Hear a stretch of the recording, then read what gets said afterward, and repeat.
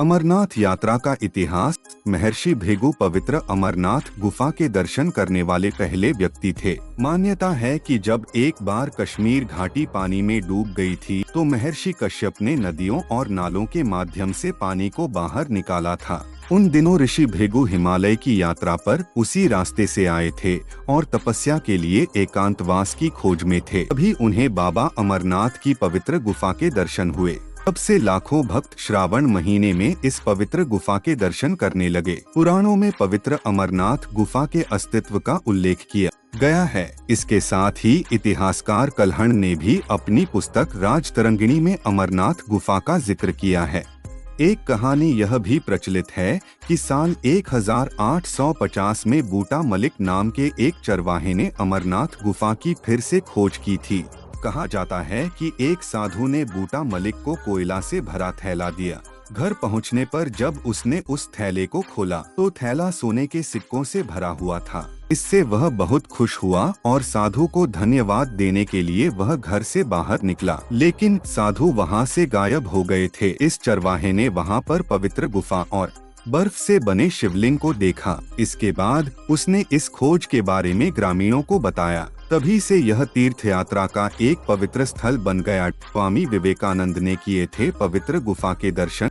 भगिनी निवेदिता ने अपनी पुस्तक notes of some wandering with Swami Vivekananda में कहा है कि स्वामी विवेकानंद ने साल 1898 में अमरनाथ गुफा के दर्शन किए थे। इस पुस्तक में कहा गया है कि जब स्वामी जी पवित्र अमरनाथ गुफा पहुँचे तो उन्होंने कहा कि आज भगवान शिव ने मुझे साक्षात दर्शन दिए। उन्होंने कहा कि मैंने आज तक ऐसा सुंदर और प्रेरणादायक स्थान नहीं देखा है और न ही किसी धार्मिक स्थल का इतना आनंद लिया है। अमरनाथ गुफा की कहानी।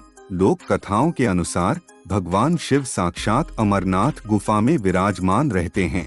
ऐसा माना जाता है कि एक बार माता पार्वती ने भगवान शिव से उनके अमरत्व का कारण जानना चाहा, तो भगवान शिव ने माता पार्वती को कहा कि इसके लिए आपको अमर कथा सुननी पड़ेगी। इसके लिए उन्होंने ऐसे स्थान की तलाश करना शुरू किया जहां कोई और इस अमर कथा को नहीं सुन सकता था। वे अमरनाथ गुफा पहुँचे।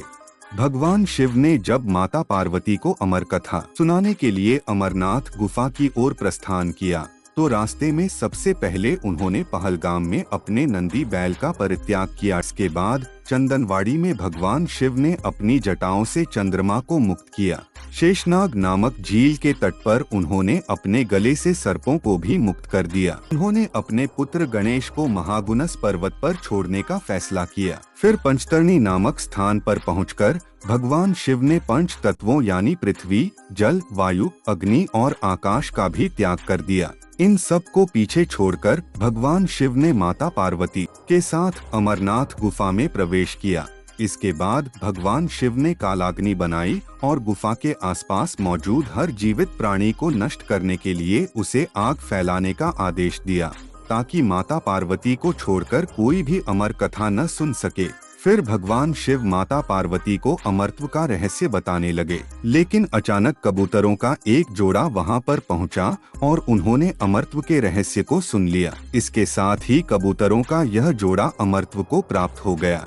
कई तीर्थयात्री कबूतरों के इस जोड़े को देखने का दावा करते हैं और उन्हें यह देखकर आश्चर्य होता है कि ये पक्षी इतने ठंडे और ऊंचाई वाले क्षेत्र में कैसे जीवित रह सकते हैं। अमरनाथ गुफा का रहस्य।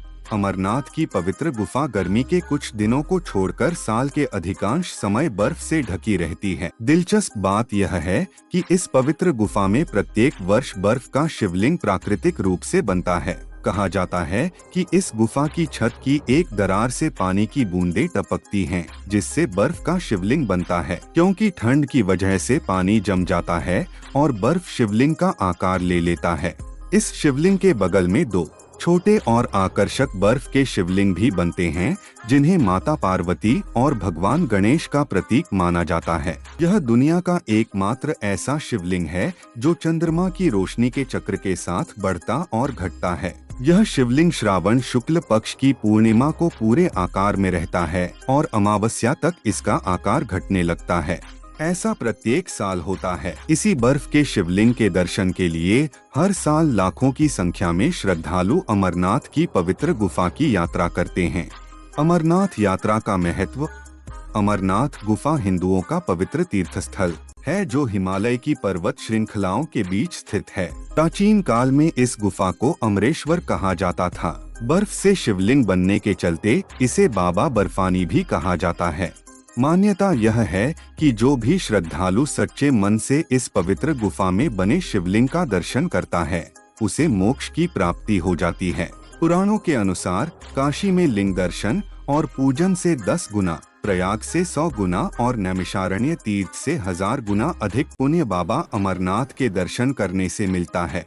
मान्यता यह भी है कि अमरनाथ गुफा के ऊपर पर्वत पर श्री राम कुंड है। अमरनाथ गुफा में स्थित पार्वती शक्तिपीठ 51 शक्तिपीठों में से एक है। श्री अमरनाथ जी श्राइन बोर्ड के जिम्मे अमरनाथ यात्रा का प्रबंधन।